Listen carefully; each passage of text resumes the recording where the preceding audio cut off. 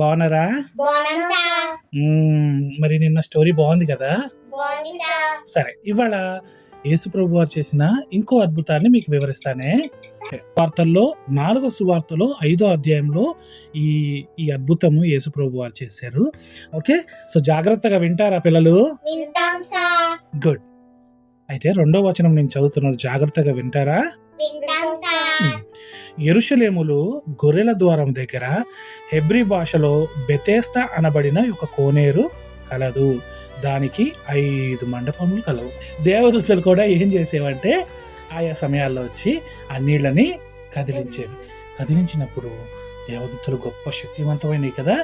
అయితే కదిలించబడగానే ఆ నీళ్ళకు ఒక మంచి శక్తి వచ్చేది. ఏం శక్తి అంటే, ఎవరైనా ఏ రోగమైనా ఉన్నవాళ్ళు ఎవరైతే వెళ్ళి ఆ నీళ్ళని టచ్ చేస్తారో వాళ్ళ దగ్గర ఉన్న రోగం అంతా ఏమైపోయేది?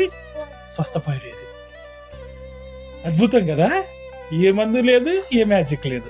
ఏ జబ్బున్నా ఎలాంటి వ్యాధి అయినా కూడా ఏమైపోయేది? బాగా అయిపోయేది. ఆ మండపములలో రోగులు, గ్రుడ్డివారు, కుంటివారు, ఊచకాలు చేతులు గలవారు ఎలా పడి ఉన్నారు? గుంపులుగా. ఎంత చాలా మంది జబ్బు పడ్డవాళ్ళు కదా. అనేక రోగాలు, అనేక అంగవైకల్యం గల వాళ్ళు గుంపులు గుంపులుగా ఉన్నారు. కానీ ఒక్కసారికి ఎంతమంది స్వస్థపడతారు? ఒక్కడు మాత్రమే. యేసు వాడు పడి ఉండట చూసి సంవత్సరాల నుంచి 5 మండపాలు 38 సంవత్సరాల నుంచి అక్కడే పడి ఉన్నాడు. పడిపోయినట్టే ఉన్నాడు, కదలలేకపోతున్నాడు, ఏమీ చేయలేకపోతున్నాడు. యేసు అతన్ని చూశాడు. చూసి ఏమడుతున్నాడు అంటే, ఇగో నాతో పాటు చెప్తారా? అప్పటికి బహుకాలం నుండి ఆ స్థితిలో ఉన్నాడని ఎరిగి, స్వస్థపడగోర్చున్నావా అని వాడిని అడిగాను. ఎట్లా? స్వస్థపడగోర్చున్నావా అని ఏమని చెప్పుంటాడు జనమే? మీరు దయచేసి స్వస్థపరచండి అని అన్నారంటవా? కానీ బైబుల్ ఏమన్నా తెలుసా? యేసు ప్రభు వారు స్వస్థపడు ఆ రోగి, అయ్యా, నీళ్లు కదిలింపబడినప్పుడు నన్ను కోనేటిలో దించుటకు నాకు ఎవడునూ లేడు గనుక నేను వచ్చినంతలో మరి ఒకడు నాకంటే ముందుగా దిగునని ఆయనతో ఉత్తరం ఇచ్చాను. ఎంత బాధ కదా.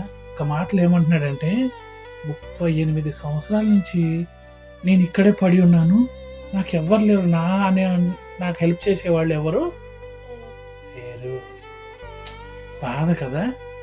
ఎప్పుడైనా కూడా మనం పడిపోయినప్పుడు, మనం జబ్బు పడినప్పుడు, లేదా మనం నిలబడలేనప్పుడు, మనకంటూ ఒకళ్ళు లేనప్పుడు అంతకంటే నరకం ఇంకోటి ఉండదు.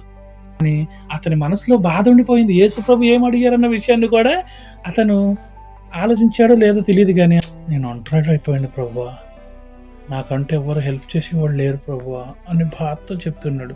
38 సంవత్సరాలు గడిచిపోయినాయి, నాకు మాత్రం స్వస్థత రావట్లేదు. స్వస్థత ఆయన కళ్ళెదురుగుండా ఉంది, కనిపిస్తుంది, కానీ ఆయనకి రావట్లేదు.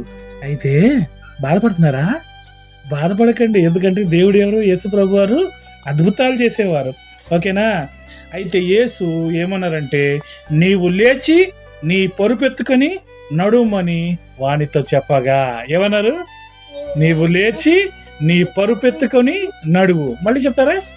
నీవు లేచి నీ పరుపెత్తుకొని నడువు అని వానితో చెప్పగా, వెంటనే 38 సంవత్సరాల నుంచి అవ్వని కార్యము యేసు ప్రభు వారు నువ్వు లేచి నీ పరుపెత్తుకొని నడువు అని ఒక మాట చెప్పగానే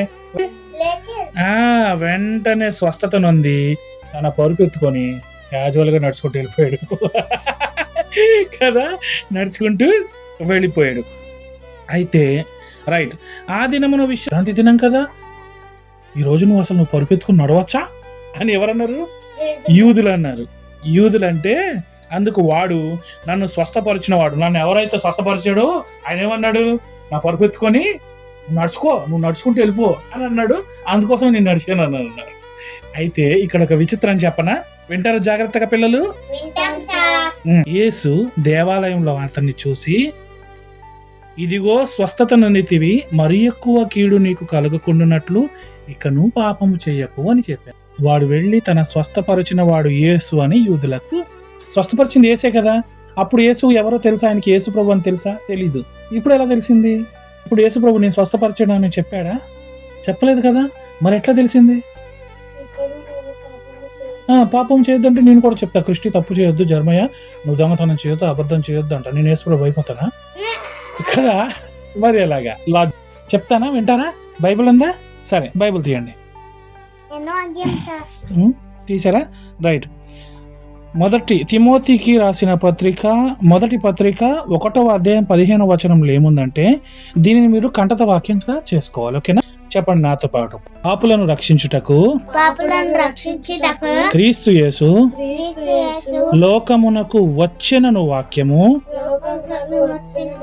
నమ్మదగినదియు పూర్ణ అంగీకారమునకు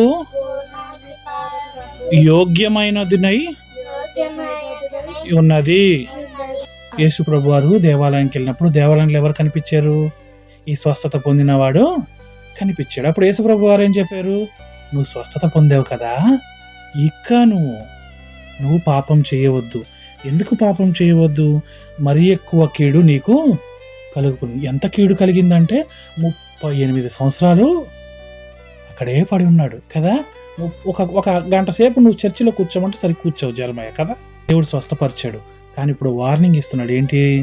నువ్వు దేవుని చేత మేలు పొందావు, నువ్వు స్వస్థత పొందావు, మరి ఎక్కువ కీడు నీకు కలుగుకున్నట్లు ఇకను పాపము చేయవద్దు.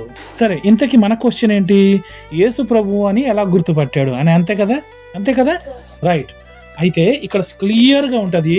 ఎక్కడంటే తిమోతికి రాసిన మొదటి పత్రిక 1వ అధ్యాయము 15వ వచనంలో నాతో పాటు చెప్పండి. పాపులను రక్షించుటకు క్రీస్తు యేసు లోకమునకు వచ్చెను అని వాక్యం చెప్తుంది. యేసు ప్రభు ఎందుకు వచ్చారు? పాపులను రక్షించుటకు కదా. ఎవరిని? ఇక్కడ ఏం చెప్తున్నారు? ఇకను పాపము చేయకు. సరేనా? యేసు ప్రభు వారు స్వస్థపరిచింది ఒక లెక్క అయితే, స్వస్థపరిచిన దానికంటే ఎక్కువ ప్రతిసారి ఏమని చెప్తున్నారంటే పాపము చెయ్యకు. స్వస్థత అందరికీ జరుగుతుంది, కానీ స్వస్థత ద్వారా పరలోకము రాదు, పరిశుద్ధత రాదు, నిత్య జీవం రాదు. నిత్య జీవం కావాలంటే ఏం చేయాలి? పాపం చేయకుండా పరిశుద్ధంగా జీవించాలి. పాపములు క్షమించే అధికారం ఎవరికి ఉంది? యేసు ప్రభుకి ఉంది కదా. ఇక్కడ కూడా పాపం చేయొద్దని ఎవరు చెప్పారు? రైట్. అప్పుడు వెంటనే వాడికి అర్థమైపోయింది, స్వస్థత పొందిన వాడికి, నన్ను స్వస్థపరిచింది ఎవరు? ఇంకో సీక్రెట్ చెప్తానే. నిన్న ఉదయం చూడ నీ పరుపెత్తుకొని నీవు లేచి నీ పరుపెత్తుకొని నీ ఇంటికి వెళ్ళమన్నాడు, అవునా? ఇప్పుడు ఏమంటున్నాడు? నీవు నీ పరుపెత్తుకొని వెళ్ళిపోమన్నాడు కదా. పరుపు దేనికి సాదృశ్యము? మనం పరుపు మీద ఎప్పుడు పడుకుంటాం చెప్పండి? విశ్రాంతి తీసుకుంటాకి. నిద్ర వచ్చినప్పుడు, నిద్ర అంటే విశ్రాంతి కదా కదా.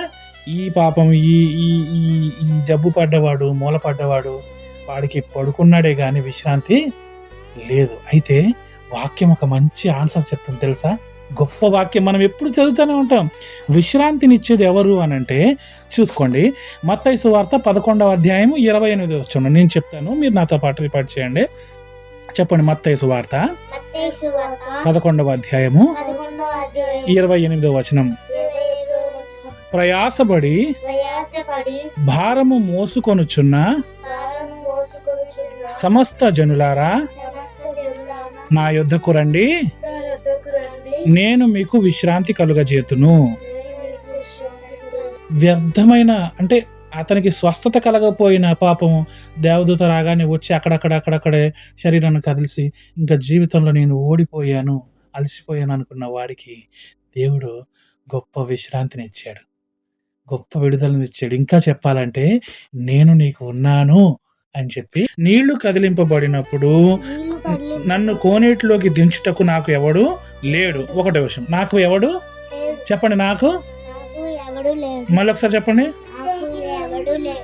రెండోది ఏంటంటే, నేను వచ్చినంతలో మరి ఒకడు నాకంటే ముందుగా దిగునని ఆయనకు ఉత్తరం ఇచ్చాను. 2 రీజన్లు చెప్తున్నాడు. ఏంటి? నాకెవరు లేడని. రెండోది ఏమంటున్నాడు? నేను వచ్చేలోపే నాకంటే ముందుగా ఎవడో కూడా వచ్చేస్తున్నాడు ప్రభువా అలుగుతున్నాడు కదా. ఏం చేస్తున్నాడు? అలుగుతున్నాడు, బాధపడుతున్నాడు, నిందేస్తున్నాడు వేరే మీద. కానీ మనం ఈ స్టోరీలో నేర్చుకోవాల్సింది ఏంటంటే, నాకెవ్వరు లేరని ఎప్పుడు ఫీల్ అవ్వకూడదు. ఏమవ్వకూడదు? ఎవరున్నారు మనకి? యేసయ్య. ఆ వాక్యం చెప్తుంది ఇమ్మానుయేలు దేవుడు అని. ఇమ్మానుయేలు అంటే దేవుడు మనకు తోడుగా ఉన్నాడు. ఓకేనా? యేసు ప్రభు ఇమ్మానుయేలు. రెండోది, ఎవరి మీద కూడా మనం నింద వేయకూడదు. ఏం చేయకూడదు? ఎవరి మీద ఏంటంటే యేసు ప్రభు ఎందుకు వచ్చారు? పాపములను తీసివేయడానికి కదా. కాబట్టి ఎక్కువ మన దృష్టి స్వస్థత మీద కాదు, అద్భుతాల మీద కాదు, కానీ మన పాపాలు కడిగి వేసుకొని ఇక ఎక్కువ నష్టం జరగకుండా, ఓకేనా, ఎక్కువ కీడు జరగకుండా మన పాపాలను మనం, పాపం అంటే ఏంటి?